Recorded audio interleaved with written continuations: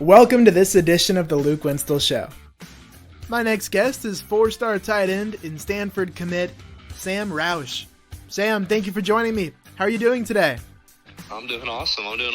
Thank you for having me on the show. Glad to have you on. Thank you for joining me. Well, we'll begin first off. For people that don't yet know you or aren't familiar with your story yet, what is your story? How have you gotten to where you are? I started playing football my freshman year. Played at Valley Christian High School in San Jose. I started getting some attention that summer. My first offer was San Jose State and then Utah State. So I had those my freshman year and then my going into my sophomore year. And then kind of the spring semester of my sophomore year, that's when I really started getting some more attention. And then Stanford offered me going into my junior year, and then I committed not too long after. So that's kind of my story when I started recruiting. Okay, and getting to be this national recruit, what was the moment for you that you really blew up and became a bigger name? My sophomore year was cut short. I broke my elbow, but I had good enough highlights where coaches were able to start noticing me. So in that next semester, I pulled in most of the offers that I accumulated. And that's kind of when I became, I guess, like a national recruit, you could say. After your time in California, you ended up transferring to play high school football in Tennessee. So when you found the home in Tennessee, I'm curious, what was that adjustment like for you? How'd that process go? Yes, sir. I mean, we love it here. We loved it in California. It's just my dad's work. We had to move, so nothing against either of the schools. I loved it in both places, but it wasn't too hard adjusting. I've moved like 7 or 8 times in my lifetime, so it's nothing new for me. But it was just nice. I had to miss my junior season because of the time that we moved, because we didn't have it in the fall, and they ended up having a spring season. We moved before that, so I was just happy to play football again. Gotcha. Okay, where all of you lived? So I was born in Atlanta, Georgia, and then my family moved to California for the first time. I don't remember Atlanta or California the first time, but then kind of grew up in North Carolina for my childhood, and then age 10 to 12 or 13, we lived in Indonesia and Malaysia overseas. Wow. And yeah, and then it's hard to believe. I don't believe it sometimes, but and then moved to California for 3 or 4 years, and then now I'm in Nashville. Been here for a year. Okay. And going from playing football in California and now moving to play football in the Southeast in Nashville, what was one of the biggest differences or changes that you noticed between the two areas in the way football or the football culture is? I'd say it's more physical here, but at the same time, I was a sophomore when I had my most recent season in California. So I think part of that is just I'm more physical now as a senior. I think that as the community is definitely more involved in football in Nashville, Tennessee. Right, football is kind of like it's like the sport of the South. So everyone kind of rallies around the team. In California, there was still the school got involved and the parents were involved, but it definitely wasn't as large in the community. Okay, and then going to play at Lipscomb Academy, playing under Trent Dilfer, is that correct? Yes, sir. Yep. Okay, and how would you describe your relationship with him and how that's been for you? Yeah, I mean, we've got a good relationship. So part of the reason why I ended up coming to Lipscomb is his daughters went to my old high school. So we had like connections with him, and like lots of people that we knew him. So we just seemed like Lipscomb seemed like the right place for us. Obviously, like I love it. I love it at Lipscomb. Coach has made it. Like he's developed an awesome culture here, and I think he's doing a great job. For sure. And not everyone gets to be coached by someone that's been in the NFL, been in Super Bowls. What have you taken away from your time working with Trent? Yeah. Well, kind of the theme that he established for our team is always again and again and again. So, it's kind of like doing the lonely work, doing the things that other people aren't willing to do. That's what's going to make you a champion. So he really believes that, and that's kind of like the team motto that we've all bought into. That's what I've learned most. Awesome. And when it comes to your game, a lot of people have been talking about you for years now as a national recruit, a future college player. When you break down the film and look at yourself, what are some things that you think are your strengths or things that stand out about you? When I first started getting recruited, I was being recruited as like a receiving tight end. I played wide receiver my sophomore year. I did a little bit of it. We were a wing T team, so they'd split me in close sometimes. I'd do some blocking on the second level, but I played wide receiver. So I was initially kind of recruited as a receiving tight end, but my senior year of high school, my team needed me to play some defense, and I did well in that. I blocked well as a tight end in line, which I really hadn't done much before. So I think that I've developed my game, with my physicality a lot more this year that I may not have had my sophomore year. So I think I can catch the ball. I can run routes well. I'm athletic enough to do that, but at the same time, I feel I can block well. Awesome. And when you look at your skill set, what do you think, or who do you think is someone that you might compare to on a college or pro level? Yeah. I mean, that's a tough question. I will say my favorite player in the NFL right now is George Kittle. What makes you look up to George Kittle? I don't know. I mean, we lived in the Bay Area, so I've never been a 49er fan, but I definitely went to a couple games. He's pretty awesome. He's in my opinion, he's like one of the best tight ends in the NFL. He's very quick. He plays extremely hard.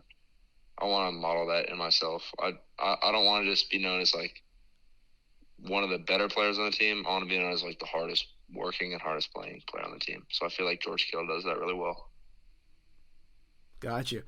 And now when it comes to your recruitment, you're a class of 2022 player committed to Stanford. Are you planning on early signing period? Yes, sir. I got to wake up at 7 a.m. tomorrow and sign the documents for real. And then we've got the ceremony at our school later that day. Got you. And leading into this, the night before tonight, what all runs through and goes through your head at this point? I committed pretty early, so I've kind of gotten all the jitters out. But this is something I've been waiting on, preparing for a long time. So I'm just really excited to finally put pen to paper and make it official.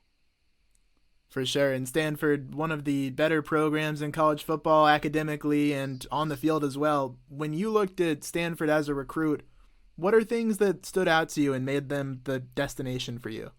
Well, number one, I feel like Coach Shaw has done a great job of cultivating a culture there that's really strong academically and athletically. They've got a pretty rich history in tight ends. They know how to use them well. I feel like I can fit in there and build onto that. But ultimately, they've got everything you could ever ask for. They send tons of guys to the NFL, but at the same time, you're getting a world-class education. So I don't know what there is not to love. Yeah, and what was the moment that you knew Stanford was going to be home for you? I don't know. I mean, I've been a fan of Stanford for a long time. I've got a Kobe Fleener signed Stanford hat that from forever ago. But I've kind of always known that I wanted to go there. I told myself freshman year, I was like, if I ever get offered by Stanford, I'm going to commit there, and that's part of the reason why it was such a quick decision for me. Okay. Would you say you kind of grew up around the program or grew up a fan of the program? So I actually grew up a Duke fan. My dad played safety at Duke, but my uncle played at Stanford. I always kind of looked up to Stanford, I guess, a little bit, and then when we moved there in 7th grade, I was actually like, I kind of became a fan. Okay, I see. Started going to games and stuff. Got you. And when you look at the recruiting class coming in, a lot of different talent, some guys from all over the country. How do you feel about the class and what Stanford's doing under Coach Shaw on the recruiting trail right now? Oh yeah, I'm so stoked for the class. We've got not only a bunch of incredible players, but a bunch of incredible people that they're not just coming to Stanford, but they actually want to be there. They're going to buy into the program. and that's what's most important. They're willing to develop and learn and buy in. Awesome. Well, now to finish out, we'll go through a few rapid fire questions. First up for you, how do you think people would describe you off the field, kind of who you are as a person? Yeah, I don't know. I'm pretty straightforward as a person, but sometimes I don't know. Yeah, I'm pretty straightforward. People, I am who I am around pretty much everyone. I don't change up a ton, but yeah, I'm pretty straightforward. There's not a whole lot to figure out. All right. And when you're not playing football, what are some things that you enjoy doing? Well, I enjoy like hunting and fishing and doing all that outdoor stuff. Hanging out with my friends. We every summer we go to the Teton Range in Jackson Hole, and we do fun stuff out there. We go on a boys trip every year where we go mountain biking, or I don't know, we'll go tubing or do something fun like that. So I kind of enjoy hanging out in the outdoors. Are there any hidden talents you have or anything that might surprise people about you? Yeah, I can solve the Rubik's Cube in under 40 seconds. I guess that's a talent. Oh, yeah. How'd you get to be able to do that? I got one when I was about 12, and then I was like, I'm not going to let this go to waste. So I figured out how to solve it with a YouTube tutorial, and then just kind of did it a bunch and got faster. Like, put some of my own stuff in. Like, I'd be like, it'd be faster if I did this instead, and I manipulated the method of solving a little bit too. Awesome. All right. And what's on your playlist right now? What kind of music are you listening to? This is crazy. I really don't listen to music unless other people put it on. So I'll turn the radio on and whatever's on, I'll listen to it. But I don't really listen to music. It's like I'm one of those guys that just kind of works out in silence. It's kind of sad. Got you. No, not sad. I've done that before too. Yeah. All right. And when you go online and you're on social media or YouTube or watching things, what kind of content do you like to consume, or what do you like to do online? Yeah. I don't know. I mean, I guess I don't spend a whole lot of time on YouTube or playing video games or any of that stuff, but I mean, I guess I'll watch like cool climbing videos, or like sometimes those fail videos are funny to watch. What's your favorite outdoor activity? Probably fishing. I like fishing a lot. Got you. Any awesome fish stories or big catches? I mean, we went fishing on the James River.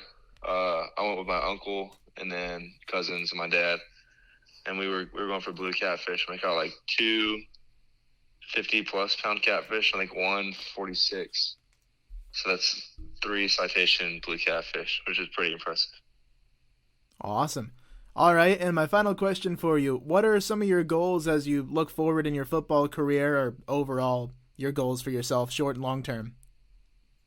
Yeah, I mean, I'm coming into Stanford. I'll do early enrollment there.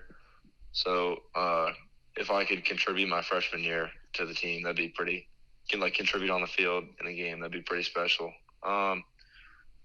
Mainly, I just want to see that I'm getting better every year. It's good to compare yourself against yourself, because it's less important about what other people are doing, and more important about how you're developing as a player, because it doesn't matter if other people are getting better and worse around you. All that you can control is what you can control. So I just want to compare myself against myself and see that I'm making progress.